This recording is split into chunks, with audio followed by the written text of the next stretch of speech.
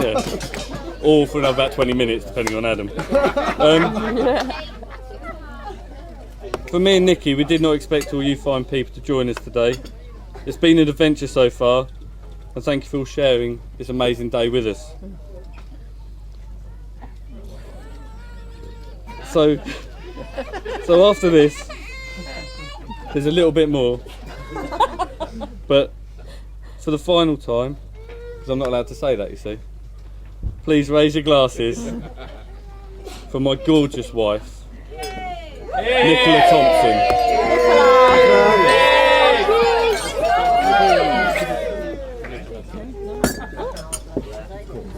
So that is that.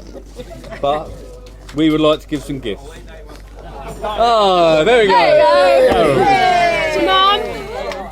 Carol, for me and Nikki, thank you for everything you've done for us. Every roast dinner that you've cooked us. Everything you've done, so thank you. Thank you. Yeah, people keep looking at me, Ad. It doesn't help because it's not the same. Glynis, Mum, this is for you.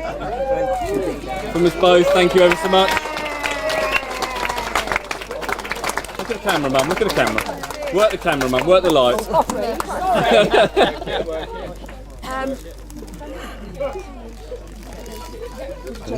Yeah. I don't know how you're going to do this, Jenny. Jenny, Jenny. your son is about to present you with a little thank you. Jenny, nowhere near enough, but thank you.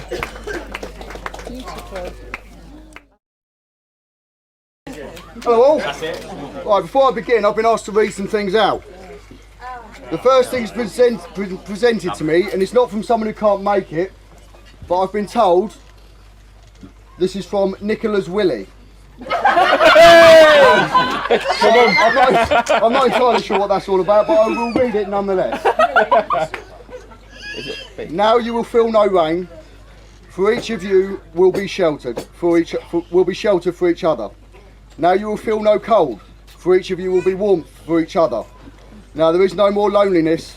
Now there are two persons, but there is only one life before you now. May your days together be good and long upon the earth. Oh.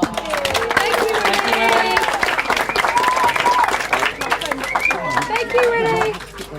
Now I do have a couple of notes from people that couldn't be here today, and they are as follows. Dear Nicola and James, we wish we could be with you in person to help celebrate your special day, but we will be there in spirit. We wish you all the happiness in the world and hope you enjoy your day as much as we enjoyed ours. May your future together be blessed and bring you both much joy. All our love, John, Sasha and Sophie. I have one last one, which has actually come by telegram. Okay, and it reads as follows. Dear James, are you sure this is what you want? After all those nights by the pool, I thought you may have reconsidered. Yours forever, Michael Barrymore.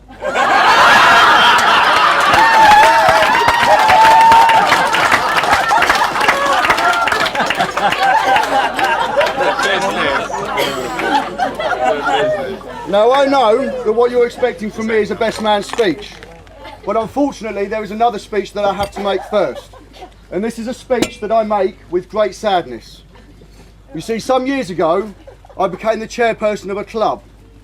Okay, it's a very exclusive club that over the years I've invited a few select people to join. But it's a club that unfortunately today has to close, now that James has made an honest woman of Nikki. So would all of you present, who have keys to James and Nikki's house so you can pop round while James is at work, please return them to the sacred pots on the head table.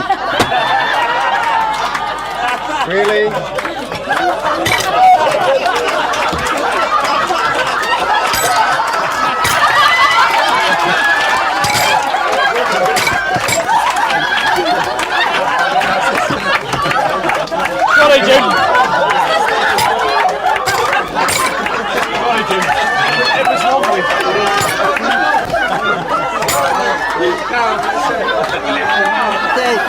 ready. I said to you earlier.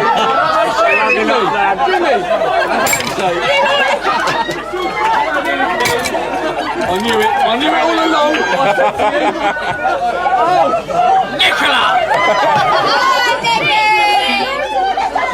James, what was that you said about doubting and jealousy? And trust. That's the bollocks. Okay, That's the bollocks. moving on to my second speech. My name is Adam, and it is with great honour that James asked me to be his best man. Firstly, I would like to thank you all for coming down here. I know Kevin's already done this, but I'd like to thank you all for coming here. I know that a lot of you had a long way to go, and I'd especially like to thank all those who came down from England's biggest county, Scotland.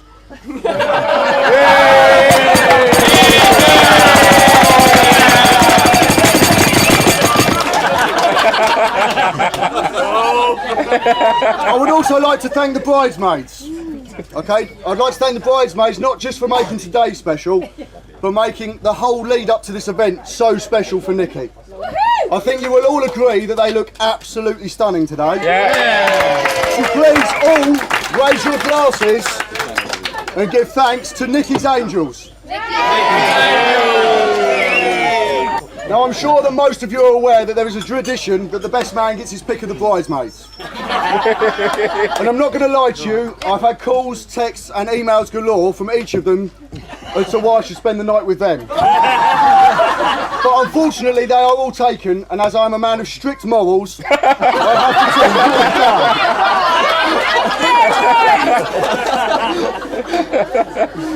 down. While on the subject of traditions, there's another less well-known tradition. This is a tradition that died along with the Virgin Bride. And that is a tradition, that doesn't include Nicola, Kevin. And this is a tradition that the best man's speech is meant to last as long as the groom on his first night. Now luckily for me, I had a guideline to go on this. You see, some years ago, myself and James have gone out on the town and got drunk, and we've returned to James and Nicola's house. I've gone into the spare room, which unfortunately for me, is next door to James and Nikki's room. I've climbed into bed in my drunken state, and from the other side of the door, I have heard it begin.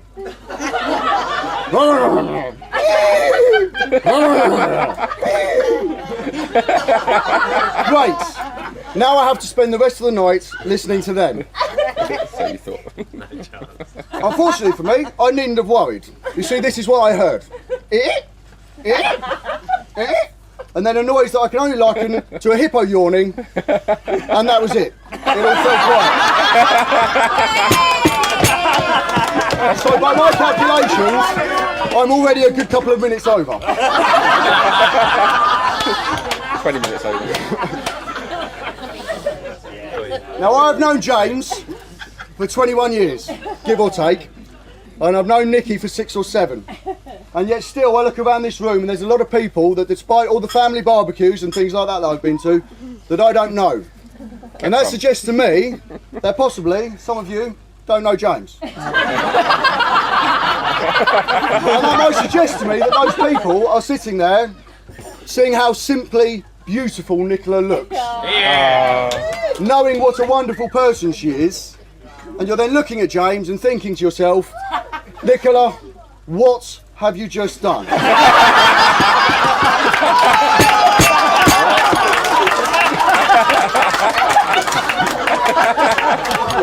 So now, I would like to try and clear that up for you by telling you what James means to me. To me, James is not my best friend, he is my brother. And I love him and think of him as such. And that's not because he's blood and I can't get rid of him. That's because of who he is. And that's something quite special. You see, when I couldn't get hold of my nan, and in my heart I knew what had happened, but I didn't want the police breaking down the door, James is the man that dropped everything to come with me because he knew that I can do it on my own.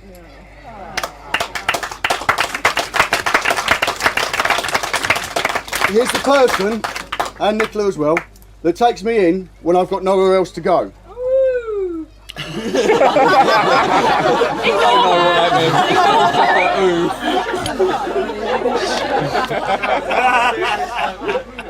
Here's the person that when I've had the most awful day sits in a pub garden with me and still somehow makes me laugh.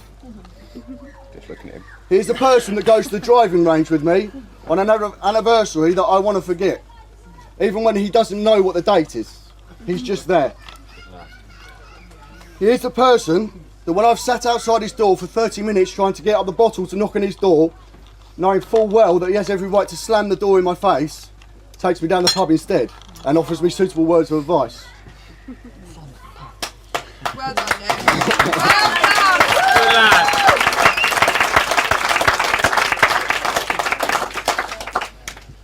He's the one that calls me a twat. Here. Because real friends do that. He's the one that I call at 3 o'clock in the morning because something's happened and I need something from someone. And inevitably, he never, ever answers the phone. So I phone Nikki instead. And Nikki wakes him up and passes the phone over. And what I'm trying to say with that last statement is actually, for most people, I know that when their best friend settles down, makes home and gets married, they drift apart. Sometimes that can be a little, sometimes it can be completely. But for me, Nikki completed James. She's made him happier than I've ever seen him. And I don't know anyone that deserves James more than Nikki. And if Nikki tries half as hard to make James happy as I know he's going to try to make her happy, then he's a lucky man. Good man.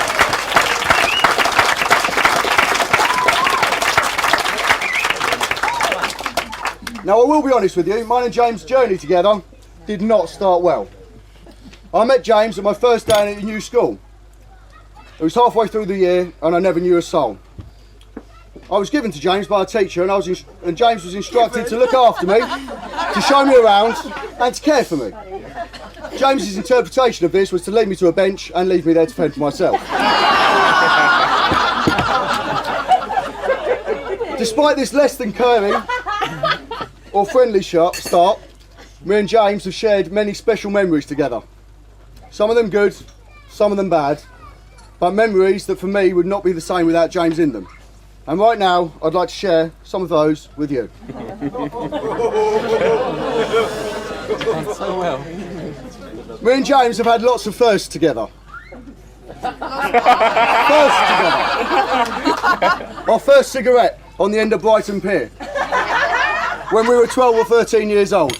Can't remember which. It wasn't that, Mum. It was a bit later. I'd like to emphasise this was not together, but our first kiss on the same day. After a game of spin the bottle. Oh. Our first love. Being there for each other with our first tears after heartbreak.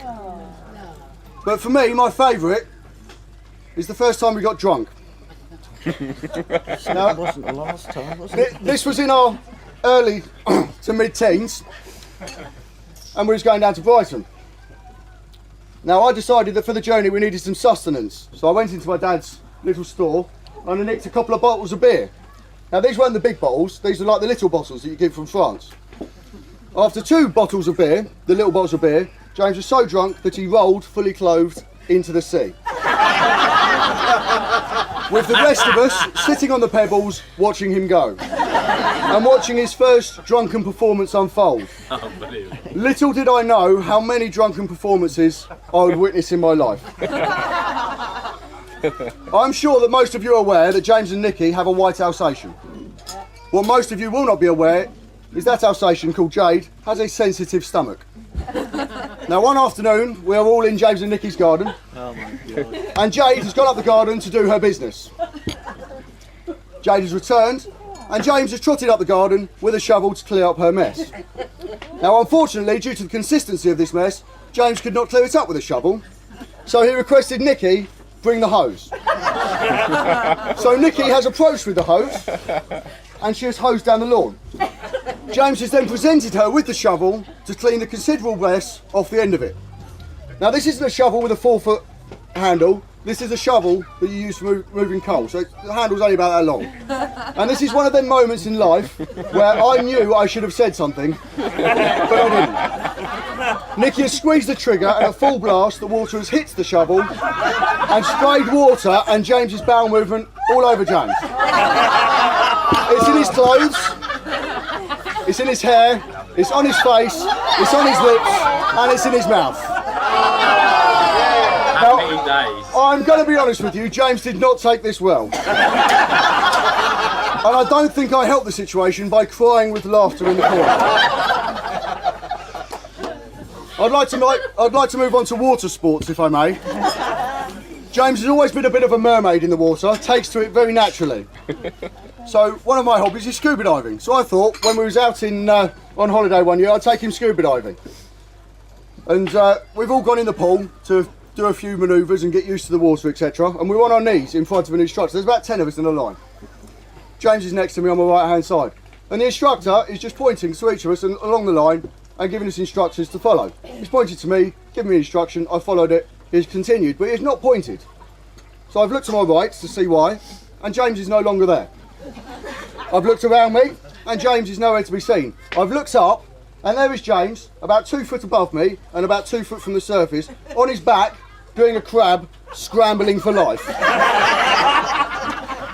When we returned to the dive centre before I dive into the sea, everyone else used the same tank of air. Unfortunately for me, I had to get a new tank of air, where I'd used it all up, laughing. My next water-based story comes from Magaluf. And it is the first time that myself and James went on a banana boat. There were 4 of us on this banana boat, and 2 ladies joined our group. We've gone out onto the water, and I'll be honest with you, James struggled. But he's managed to hold on until the boat has capsized, tossing us all into the water. I've jumped back on first to be a gentleman to help the ladies back onto the boat, but in doing this I've lost my position and I'm no longer at the front next to James. Graham is now in front of me next to James, with James diagonally opposite me. In front of me, Graham has the worst case of builder's bum you have ever seen. And as the boat has set off again, James's stamina has failed him and he's let go. Unluckily for James, he never fell off. James has ended up in between the 2 ribs with his head between me and Graham. And as the boat has gone over the waves, James's nose has ended up deep within Graham's builder's bum. And as the boat has continued crashing over the waves, James has effectively ended up motorboating Graham's bum. To this day, I do not know how I held on. I was laughing so much. I wasn't laughing. I wasn't laughing. Enjoying? No. Loving it. It was emotional. Itchy. When I look at myself and James, I sometimes wonder how me and him became so close. You see, we are very different. Myself, you will very rarely see me cry. James is one of life's weepers. And when I say this, I once saw him cry uncontrollably because he'd lost a hat. Now, this wasn't a hat with sentimental meaning. This was a hat that he'd bought himself the week before. I know what you're thinking. Lots of kids cry because they lose things. This was last winter and James was 30 years old.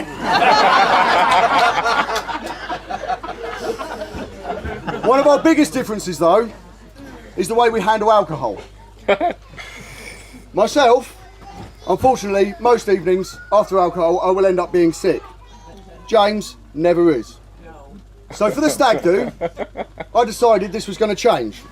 And I set out on a quest to change this. I achieved my goal on night 2.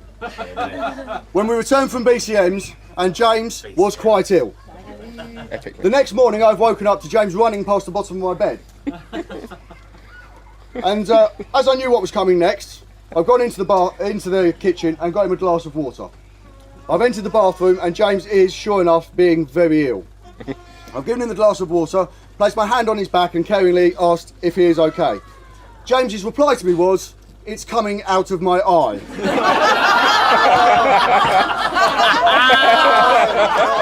Good lad.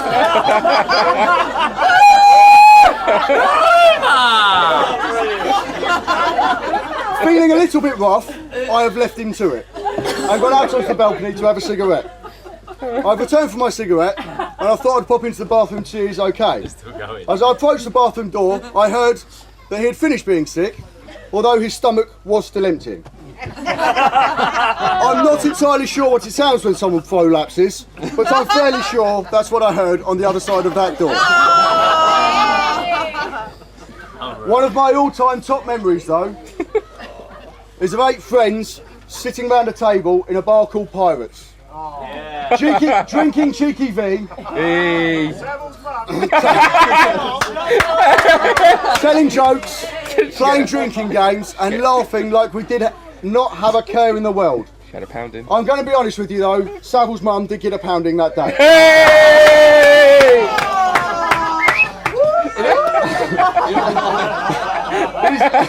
You're such a nice boy.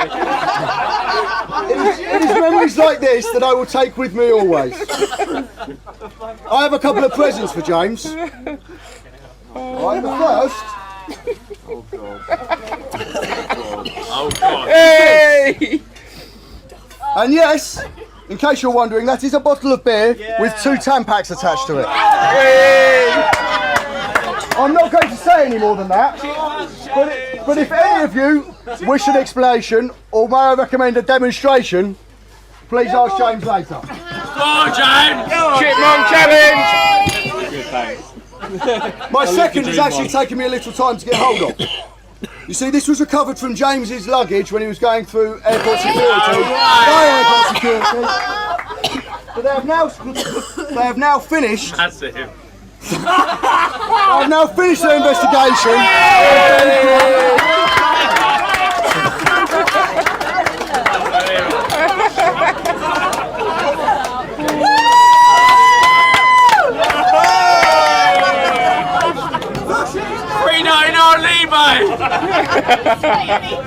£5 fine. 20 quid! Right. Nicky, not for you. My third is actually a little bit special. You see, not many of people will be aware that James's favourite actress is Brooke Vincent. She is the actress that plays Sophie on Coronation Street.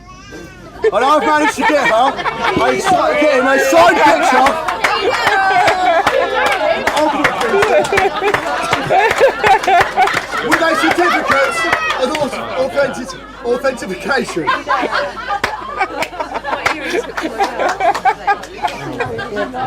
James, that is for you with my love. Sophie! She's like 16!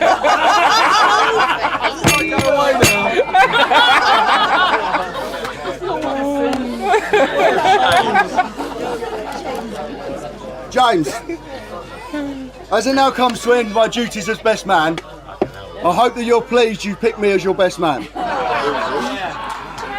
I hope that you've enjoyed your stag as much as I did, because it was genuinely one of the best weeks of my life. Yeah. I hope that you've enjoyed your mode of transport to the church, and I hope